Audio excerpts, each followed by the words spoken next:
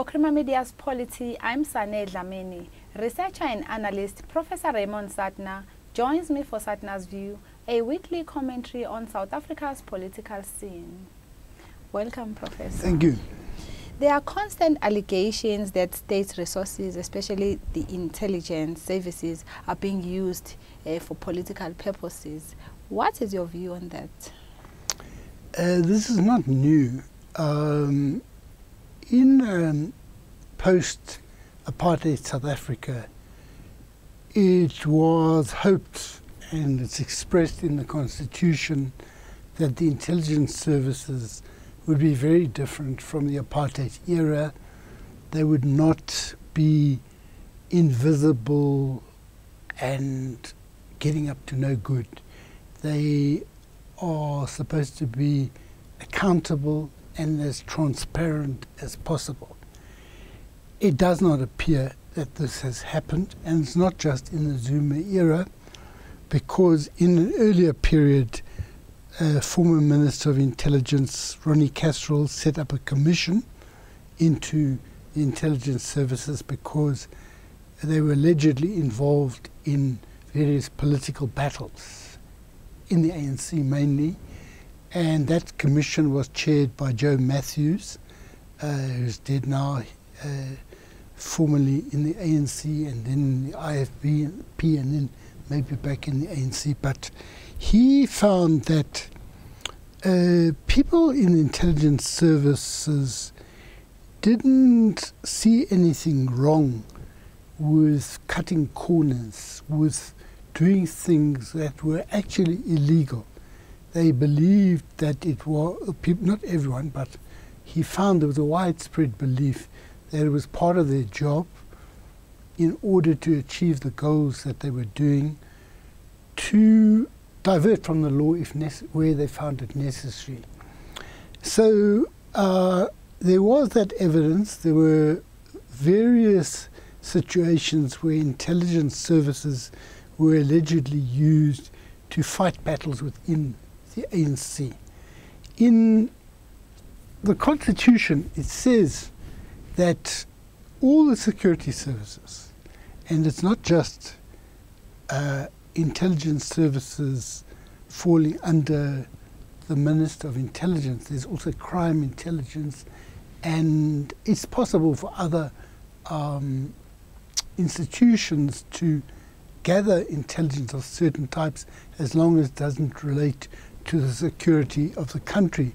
And that was what that SARS so-called rogue unit allegation was about.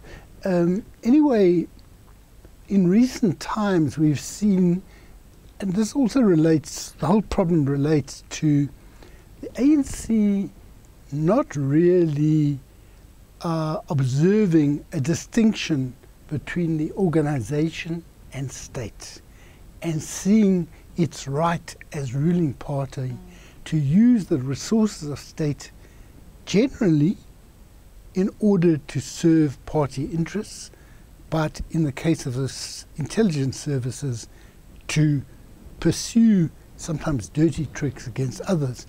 Now you see this in a broader sense with regard to the emails against Cyril Ramaphosa. He says this could not have happened if there had not been an organization with the capacity to do it. So he believes the intelligence services were involved. As regards the broader question of state resources merging with ANC needs, you can look at the question of Nkosazana Dhlamini Zuma being put in Parliament. Now, very few people believe she's put there for public service. The reason that is understood is that she was at a disadvantage in the views of her supporters, in that she did not have resources to fly her around at government expense. And as an MP and possibly a minister, she will have those resources. And of course, they believe those resources can be used for campaigning as well.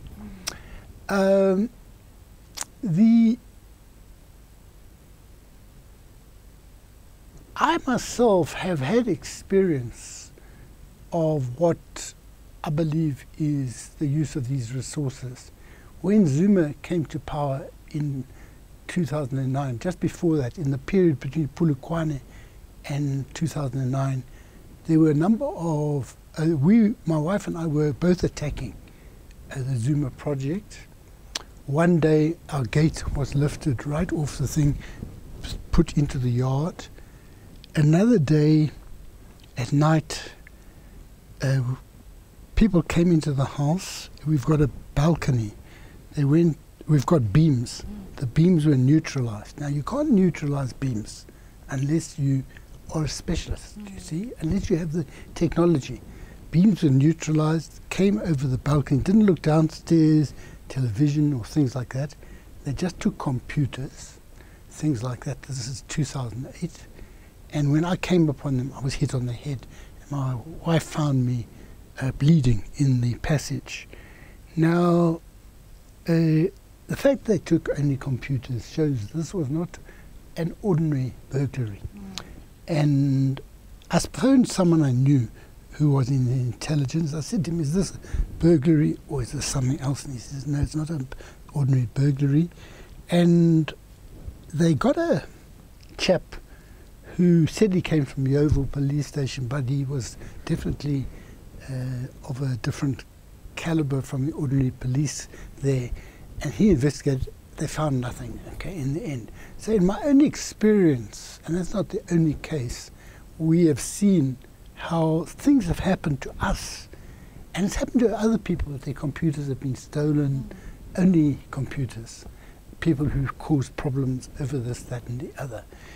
So there is this problem, and it is a problem of illegality. It's also found in illegal interception of communications. You're supposed to go to a judge and say, I need to intercept the communications of this person because we believe he or she is a threat. The judge takes quite a long process. And according to one article I read, there were only 335 applications up to now since the legislation. And that made this writer, Heidi Swart, believe there were probably a lot more happening illegally. And it's not actually difficult to intercept communications. Although it's illegal, it's not difficult to do so. And it appears that it's happening on a widespread basis.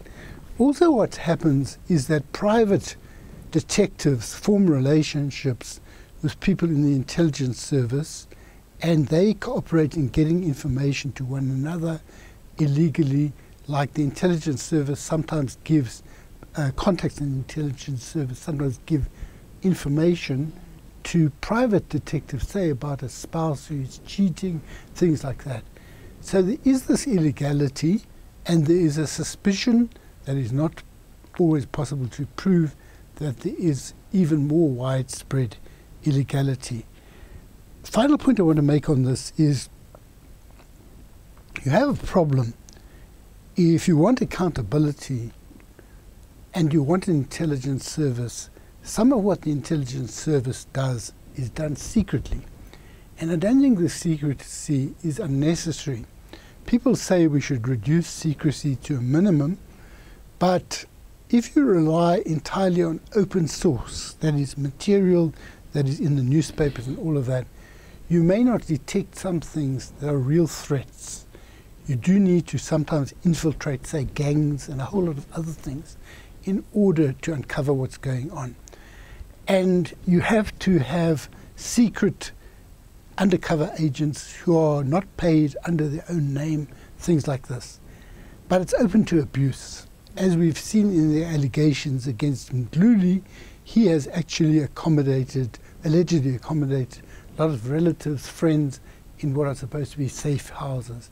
So it's open to abuse, but the character of intelligence, although we want it to be democratized, it's very difficult to ensure that this happens when people operate in secret and they don't have integrity.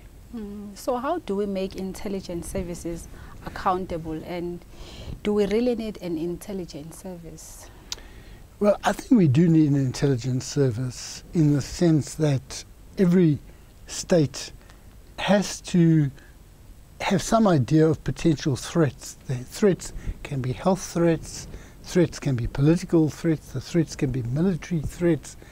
The notion of intelligence is much wider than pure use of force against the state.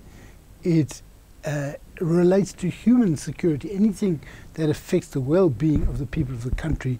You need to know that in advance in order to take steps to prepare for them. So I believe we do need an intelligence service.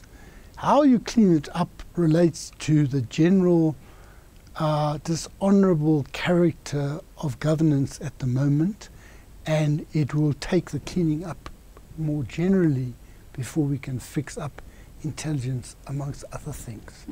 Thank you, Professor. That was Professor Raymond Suttner speaking to Crima Media's Polity about the role of intelligence and security in our politics.